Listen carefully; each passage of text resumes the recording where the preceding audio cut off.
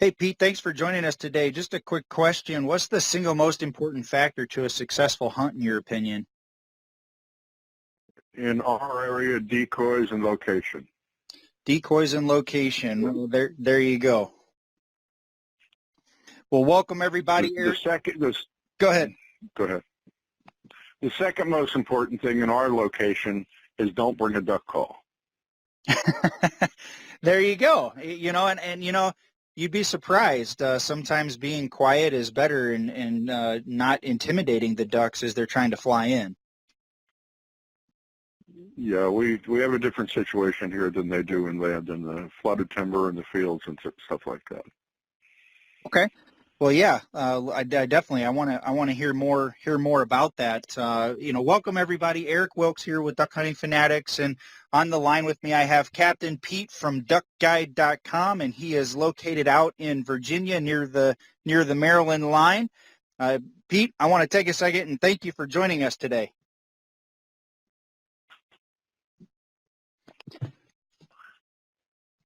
So let's talk about that. Let's talk about that for just a second, Pete. You said the number two thing is don't bring a duck call.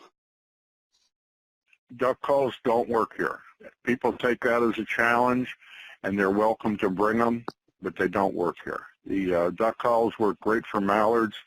They work great for flooded timber. It's everything you can do to see birds coming at you from 360 degrees and figure out what kind of bird it is, and by the time you get the call in your mouth, it's either made a decision to land or go. Got it. Yeah, so you're hunting some very open areas.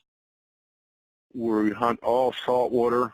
We're hunting open marsh or open water, and most all birds do talk, but it's just not a thing here. Our big duck is black ducks, and if you want to know how to call a black duck, you need to listen to them, and they don't say a thing all day.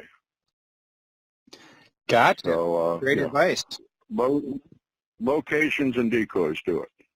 There you go. Right on, man. Well, yeah, thanks for sharing that. And I know you're in your split right now. You guys have a split season out in Virginia where you're at.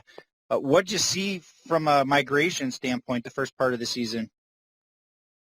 Well, we're still out every day doing blinds. We've got over 100 blinds. We're out every day. We see them every day. We have, I don't want to exaggerate things, but we have an awful lot of birds here. A lot of divers, a lot of black ducks. The only thing that we're missing, and it's the second year we've been missing, are snow geese. I have no idea where they went, but they're not here, and we're listed as the wintering grounds for the greater snow goose, and they've changed their mind. That's the only thing that we're missing. Okay.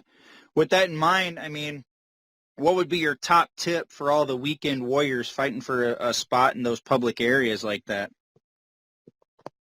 Well, we have an awful lot of public ground here, but it's all open to hunting. And the two counties on the shore where we are, when you read Virginia duck hunting blind laws, these two counties are exempt. We have no blind laws here.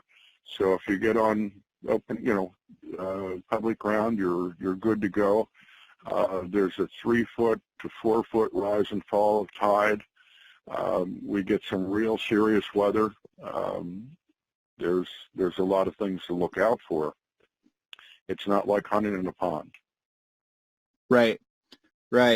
What would you say is the best public area for those weekend warriors? What would you say would be the best spot? Or which area would you point people to in your neck of the woods?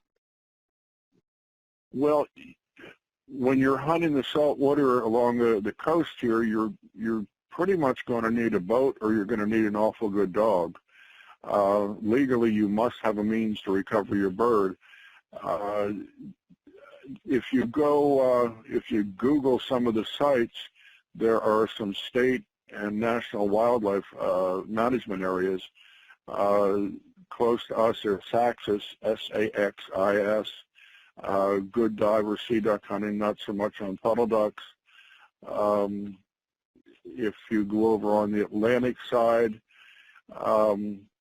the well, the Chincoteague National Wildlife Refuge has some offerings on the north end of it. You could go on there. And there you're a little bit better into puddle ducks. There's a lot of brant, a lot of divers, a lot of sea ducks, good variety of birds. We've had a group that came for 3 days and killed 18 different species of birds. And I don't think that happens a lot of places. Wow. Yeah, that's incredible. That definitely doesn't happen a lot of places. That's really neat. Now, Pete, I know most guys would say a good duck call, or in your case, a good decoy is the number one tool you can't leave the house and head to the blind without. But in your opinion, what's the number 2 piece of gear that you need? And to tell us why you feel like that's the second most important tool that you need. In our area, you need knowledge. This is not like anything there is inland, which most people are used to hunting, whether it be ponds, lakes, rivers, or whatever. It's relatively consistent depths of water and things like that. This is not. Like I said, there's a 3-foot rise and fall of tide normally. On a full moon, it gets considerably greater than that. You could run your boat in without coming in there anywhere near touching bottom, and you walk back to your boat, and it's going to be ashore for 6 hours. You need to have knowledge, local knowledge of the area. That's terribly important along the coast. Mm-hmm. What's your favorite? Other than that, go ahead. I was just going to say, what's your favorite duck species? I know there's not a lot of places that you get to harvest, 18 species in a few days of hunting. But what's your favorite species that you've either harvested or would like to? Well, the sea ducks are one of the most fun ducks to hunt there are. They're terribly fast. They're hard to kill, and regardless of what people say, they're very good to eat. The hardest waterfowl to hunt there is snow geese. That's why there's so many of them. But there's a lot of fun. You can work them for 10, 15 minutes or more. Sea ducks come in and go in a flash, and our big duck is black ducks on the coast, and they're the smartest duck to hunt there is. So if you want a challenge, there's a lot of challenges here. Bufflehead are endless. It looks like the whole bay moves with them. People think they're easy. They're not so easy to hit. But there's a lot of birds here. There are a lot of birds, a lot of action on the first part of the season. Most people limit it out most days, and many of them limit out by 9 o'clock. That's on their regular duck limit. Then you still have brant when they're open, and you have different geese, and you have sea ducks and merganders and all that mess. We have over a 20 limit on birds.